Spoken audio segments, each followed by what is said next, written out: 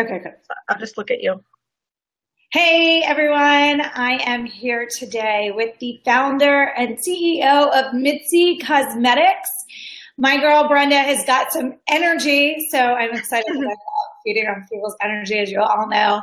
And we are going to talk about her story, how she got started, and where she is today. I told her to be bluntly honest about the life of the entrepreneur and growing pains. And I know so many of you are entrepreneurs too, so we don't always talk about how great things are because they're not always so great. And I'm working with Brenda right now, and one of the things that we're so focused on is alignment, which is the number one most important thing. So we're going to dive into all of that today. And so, first of all, welcome, Brenda. I know you're going on vacation. Thank you. Thanks, Jen. Happy to be here. She's leaving for vacation in a few hours, and she said yes to doing this. So I was exciting. Like, all right, I love it. I don't know if I would have been like, all right, I'm really pushing the envelope. I better make sure I'm packed. So thanks so much for joining. Oh, you're welcome. So Heather's here with us too, by the way. Hi, Heather. So she's sharing away. So oh, good. Tell everybody, before you got started with Mizzi Cosmetics, what were you doing? Before I got started, I was a stay-at-home mom for a good 7 years. And that was my job, which is a full-time job, as we all know. And before that, I actually worked in corporate America. We love corporate America. I worked in the pharmaceutical industry for about 12 years as like a materials manager. And that was great. I really loved it. But, after being home with my kids and finding this niche that I found with my business, I can't imagine working for anybody but myself now. I can't imagine it. I can't fathom putting in like a resume and getting all dressed up for an interview. I can't. Like it's me now. Like this is what I want to do, That's so funny. Could you do me a favor and just turn the volume down a little on your side so you don't get feedback? I started my first business right out of college because at that point in my life, couldn't fathom I'm going to go make somebody else really wealthy. That doesn't even make sense to me. So I've never been able to really wrap my head around that concept. But one thing that's common amongst entrepreneurs is once they get that bug and they do it, they can't imagine going back to that environment either. So it's definitely the balance of entrepreneurship because we're really creating our lives and it's very intentional. It's not always easy, that's for sure. So tell me, how did you create Mizzi Cosmetics? Because I know it was, as many inventions are, it was you being a mom and needing to provide a solution to your children. Yeah. So I always say nothing happens by accident, but I feel like not that it did, but I don't know. I mean, we're here now, so this is a great thing, but my kids had chapped lips. I was home with my children and we moved up here to Portland, Connecticut. And if you saw where I am, we're like on a mountain and we have like a breeze or wind that goes by constantly. And it was the winter time and they just got really bad chapped lips. So like anybody else, I went out to the store and just bought a lot of over-the-counter stuff. The typical chapsticks and whatever that you might find over the counter, I noticed it wasn't working for them. And they kept on reapplying it and getting like these red rings around their lips. And then I started to dig into the ingredients and finding out that, this stuff is like toxic. Like they're using petroleum and saccharin as a sweetener, and God knows I couldn't even pronounce half the things that were in it. So because I love to bake and cook and stuff, I'm like, well, let me melt some things down myself. And I did. And actually brought in some of the people that I worked with in the pharmaceutical industry to find out, is there anything that's natural that I can use for a base that's not petroleum? So I got all these samples in and I was cooking in my kitchen, making all this stuff. And then I made my product and I wasn't looking to sell it. I wasn't looking to, be a cosmetic owner. But I gave it out to everybody, friends and family, neighbors. And then they kept coming back to me. Brenda, we love it. Brenda, it's working. can I buy some from you? And I'm like, buy some? Like, I'm just making this in my kitchen, like on the stove. And at that point, I actually had an interview with a corporation to go back to work. And my husband's like, you might have something here. Why don't you just try to sell it on the side, and you could bring some money in for groceries or whatever. And, 3 years later, here I am. So I really decided to make it something big, and it worked. And now we have like 8 SKUs. It's all lip care. But it's like such a passion of mine. Like, I am here to make your lips better and non-toxic. And I'm just so excited about it. So it's been quite the past few years for us. Journey. It's a journey. It's always a journey. So, I want to go back for a second. You said petroleum. So we've all kind of grown up with petroleum jelly. Like, that's what our parents used. So Can you explain to people all these different toxicities that are in our environment, in the products that we use, and we don't ever question them? I mean, that's probably an aha moment for some people. Right. So how did you do your research to know that all these different ingredients were so toxic to create this new formula? When I started to see my kids getting a reaction, that's when I picked up the jar and looked at the bottom of it to see what was in it. And the very first ingredient was petroleum. The sneaky thing about petroleum, I just need to say this, is that it is natural. It is a natural ingredient. It comes from the earth. It comes from crude oil from the earth. And then it's kind of bleached out and kind of purified to give you the Vaseline or the petroleum. What people don't know is that it's a carcinogen. Just as crude oil is a carcinogen, you're putting a carcinogen on your lip. That's just not cool. Not cool to me as a mom. Or just, I'm into makeup. I wear the makeup. I go to Sephora. I buy all these things for my hair and all these products. And knowing what I know, and then I start to dig deeper, like looking into, well, what's making this so sweet? Like, this is lip smacking sweet. What is it? And they're using saccharin. Saccharin is a chemically synthetic form of like sugar, and it's also a carcinogen. Why would you put petroleum and a saccharin carcinogen on your lips or on your body or anywhere near your mouth where you're like ingesting it? And like, why would I put that on my kids? So yeah, it's funny. I think there was a soda when we were younger that was filled with saccharin, and they took it off the market because it was so bad for you. I think it was like Tab or something, some kind of crazy levels of saccharin. Mm-hmm.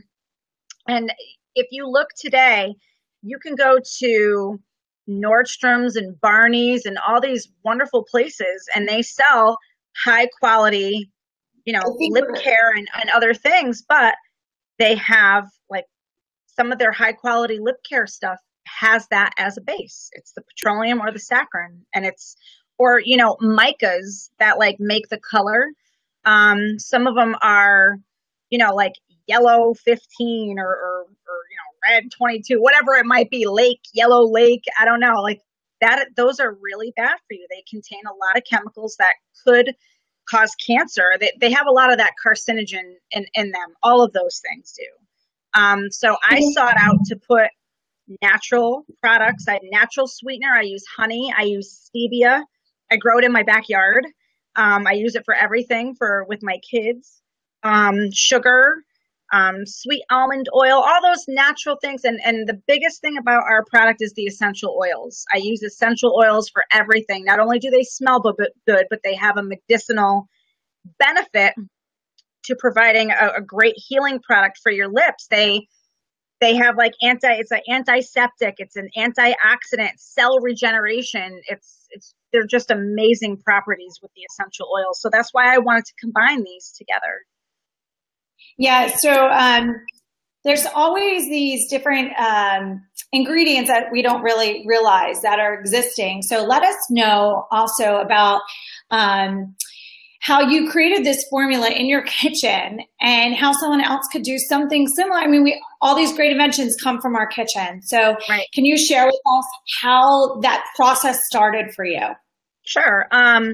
like I mentioned very briefly, like one of my passions is cooking and baking. So I'm all about, cutting things up and mixing things up and melting it down. And I actually used to own, this is a side note, but I used to own a cupcake business before I started all of this. For just a couple of years, I did it on the side, but that was my thing. But, I went online and I looked up how to do this. You go online and DIY anything that you want to do, anything, whether it's lip balm or something with, landscaping or, creating something in your house out of wood that is like a wall, like whatever it might be. You could go online, you could Google the heck out of anything that you want to do. So I did.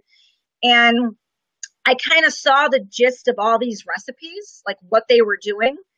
And I said, okay, I know I have to put a certain amount, in these formulas here, but I want to do it my way. I want to use specific essential oils my way.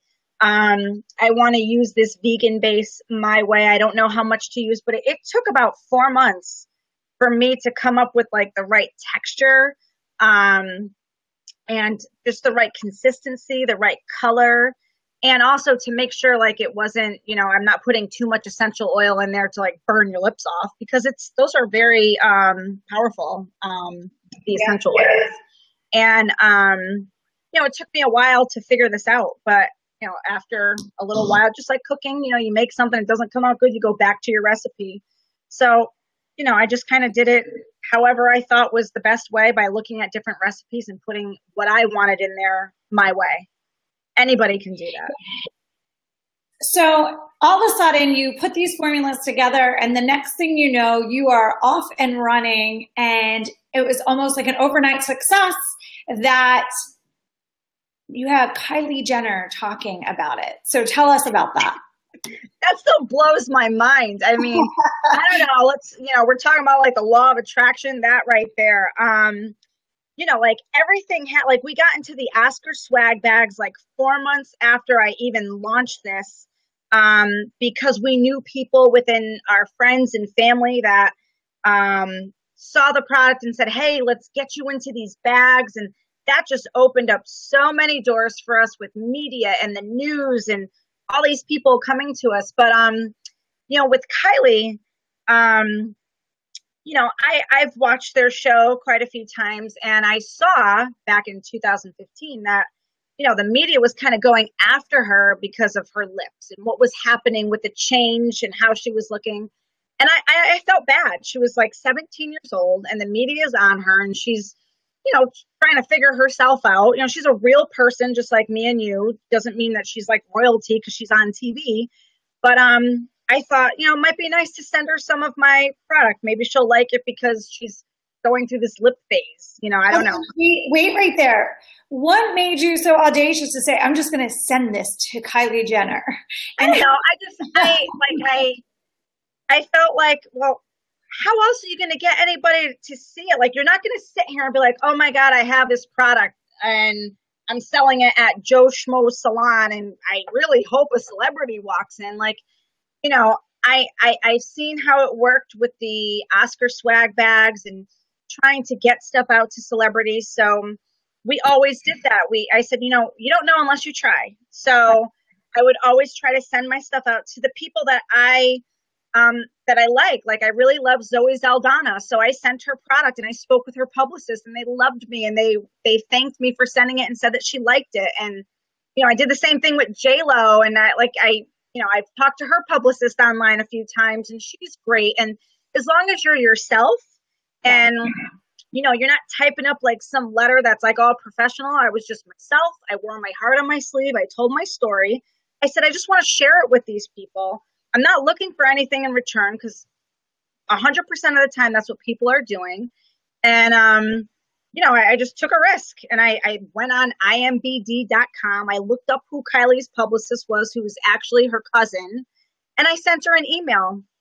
I didn't get anything back for a couple weeks. Finally, she wrote back and she said, Brenda, I get this email and I never look at it. And when I do, there's thousands of emails here, and everybody's looking for something. And she goes, and I could tell that you weren't. I could tell that you were genuine, that you just wanted to share something. And she's like, and because of that, I'm going to get your products to Kylie. She's like, I want you to give gift sets to all the K girls, Chris, Kylie, Courtney, Chloe, whoever.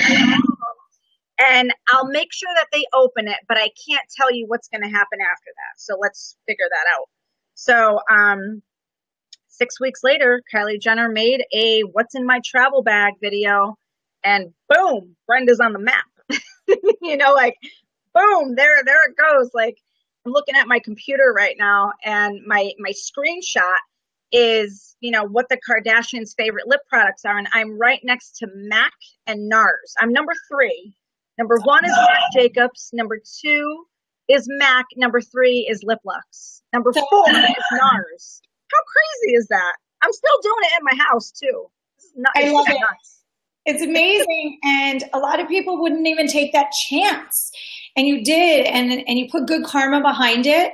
And it worked out. And a lot of things like that happened. That happened for me with Paris Hilton. Paris Hilton was the it girl at that time period. And kind of the way Kylie is now. But Kylie's like a whole different level.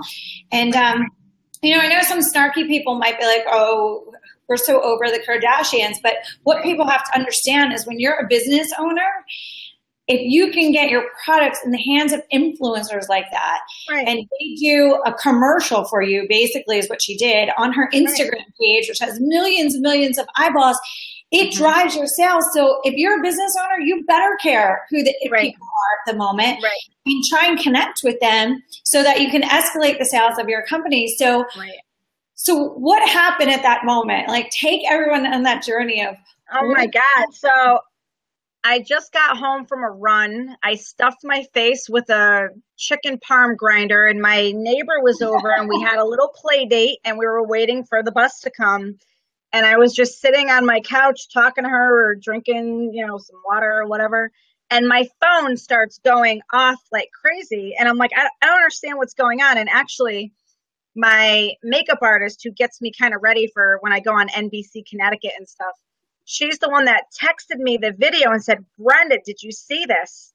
And so I'm looking at it, and I freaked. Like, I threw my phone, and my girlfriend was like, what's wrong? And I started to scream. Like, I was crying, but not crying, and screaming. Like, I couldn't understand what was happening, but I knew at that minute everything was going to change. Like, my kids got off the bus, and I was just, it was just insane. Like, just thinking about that feeling, like, brings that, you know, that good energy out in you, but that it changed everything. And then orders were coming through like crazy.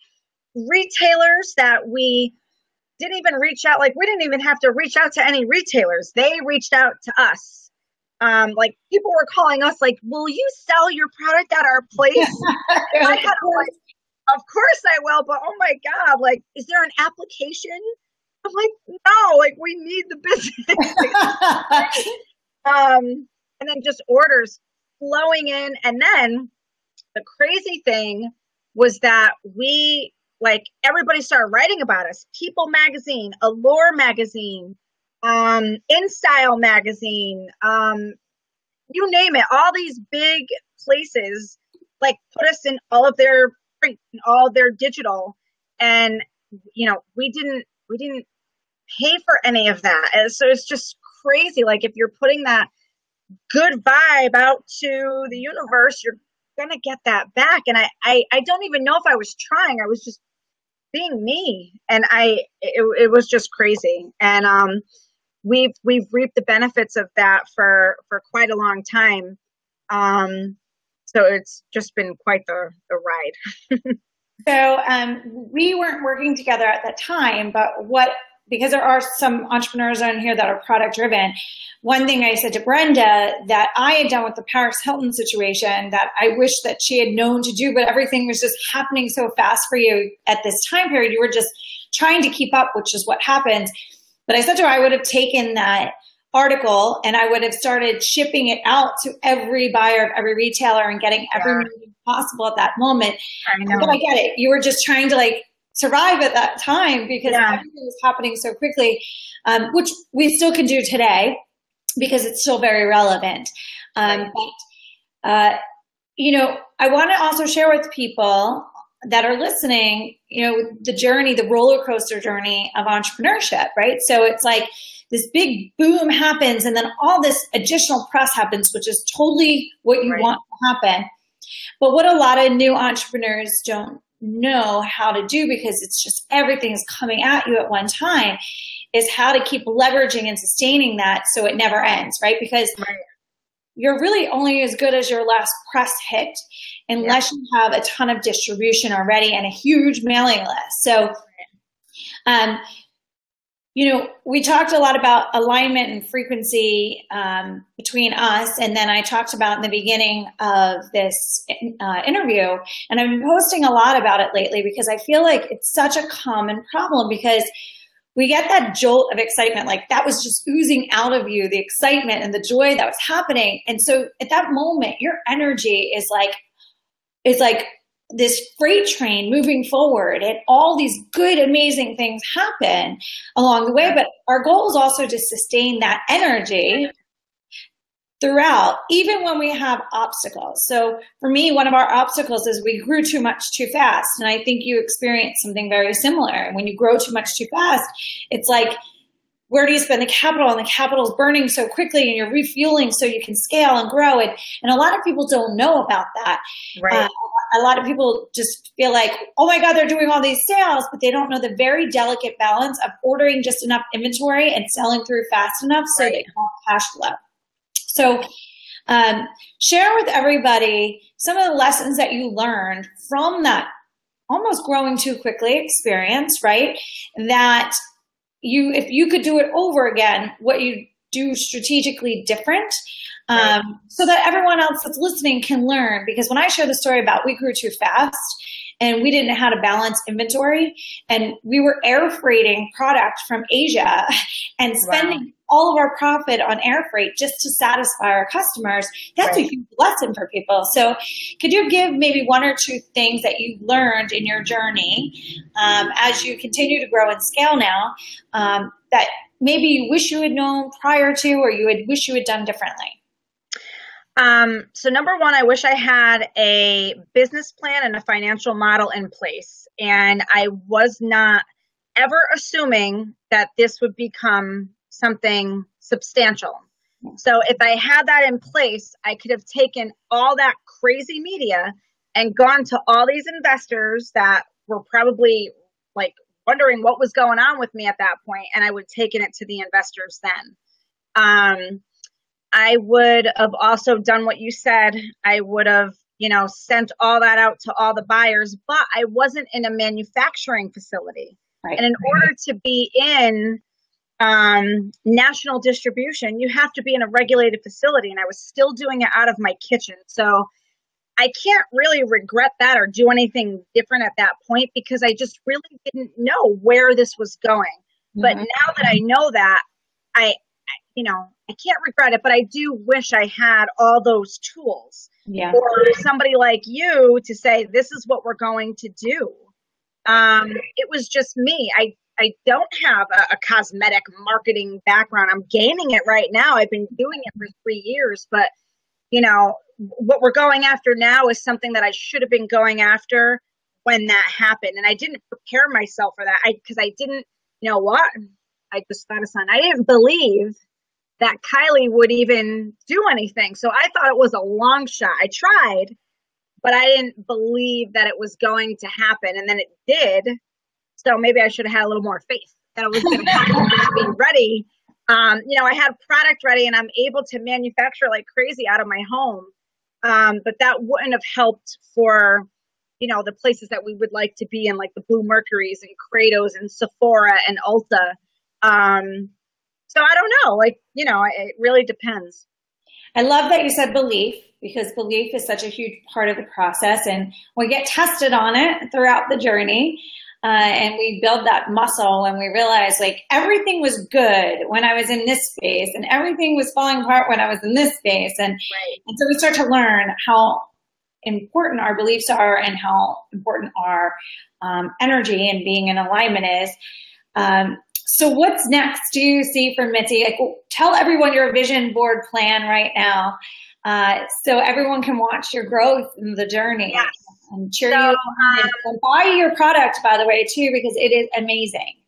Yes. So our vision, because now we have like this great group of women that work for me that are supportive of me and passionate about like what we're doing. We want to go to national distribution. We're in a manufacturer right now. We haven't gotten our first, products yet from them. We're waiting. It's coming within the next month, and we're going to launch that.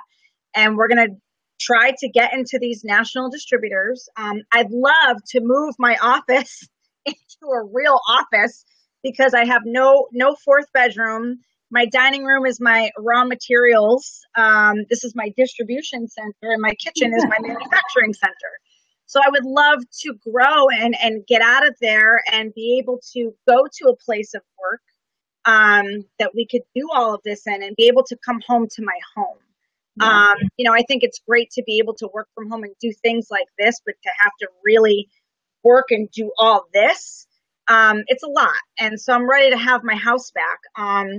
I foresee us being in these beautiful high-end stores, but I also foresee us being in the Targets of the world and, CVS. CVS is starting to get, and so is Target, all these wonderful beauty products that are high-end that, you may find at Sephora, but now you're finding them in CVS and Target. Yeah. So, that's really my goal, and to hopefully take it, overseas at some point, and to be that, I want people to reach for lip lux and not Vaseline when you're going for something for your lips.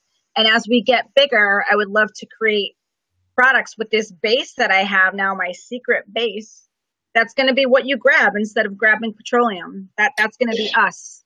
Well, it looks better too. It's got a little undertone. Yes. Gives a little perkiness to your lips and makes them absolutely plump. Absolutely. Which is great. And I love that you shared that with everybody too. I think it's getting better now, but many years ago, there was this whole smoke and mirrors of, how people were creating things. And most people were in their basements or in their kitchens, but no one wanted to talk about it for fear of seeming too small or too much of a novice. But that's part of the journey. I mean, Apple, for God's sakes, was started in a garage. So it always begins there. And I always find it fun when people are sharing the stages of the journey. And we'll have you back on when you're in your production facility and when you're in your office space, which I told you, I think co-working space is the way to go for you to leverage resources. And a bunch of my clients have product-based businesses and have created incredible facility space, office space within co-working spaces so that they could leverage all the other resources of the other members of the co-working space. So, but anyway, I am so grateful that you shared your information, insight, journey with us, especially having to leave for vacation in a few hours. Let everyone know, number one, which product it was exactly that Kylie talked about and where they can start to buy product from you currently. Sure. So Kylie, endorse these two products here. It is the lip scrub, which is part of our lip treatment, and the Honey Kiss lip balm. These are our top sellers, including our plumping peppermint lip balm. And you can go to www.mizzicosmetics.com to get that. I added it for everybody at the bottom of the, by the way, if you Google it's Mizzi. No, I'm sorry. I'm trying to type and talk at the same time. And I hear everybody talking about the peppermint one. Like if you research your company, you see everybody blogging and talking about the peppermint one. Yes. Yeah, that was the one. So that was the second one that I actually made. The first lip lux that was made was lemon and lavender. And then the second one was the plumping peppermint. And those two were in the Oscar swag bags. The plumping peppermint, I call it my date night lip balm because it's still like all of our lip balms are aiding in the healing and prevention of cracked, dry lips. But it goes on as a gloss. You could put it under or over your lipstick. And it's got, and the peppermint, the medicinal part of the peppermint, the essential oil, it's going to rush blood to your lips. It's going to bring blood to the surface. So naturally, not with like this crazy lip venom stuff that's out there. I don't even know what's in there. I don't want to use it, but it's not going to hurt, but it's going to give your lips a little flush, and it's going to give them a little plump, especially in the winter when you go outside and it's cold. Boom, you're going to feel that smack, right on your lips. So that's one of my favorites that I keep in my purse all the time. And my daughter's favorite too, who's, by the way, 8 years old, and she could be like the VP of lip lock sales right now. Like, she's like the head person that loves to talk about it to everybody and where she goes, and she's always using it and bringing it to school. It's so funny. And it's only going to get better for you because she's really, I know my daughter's at 13, like this is the lip gloss stage, and whatever one has, they all have. So she's a good viral marketer for you as well. Yeah. Well, I know that everybody that I see talking to us on here will all love the product, and everyone else that watches this afterwards. So I'm excited to share your story and your product with our audience. And thank you again so much. Have an amazing vacation. I'll talk to you when you get back. Thank you for having me on. This was great. You need to check out when you're on vacation. Be present, right? Yes, absolutely. And I will. All right. Fantastic. Well, Jen. Thanks so much. Take care. Bye. Bye, everybody.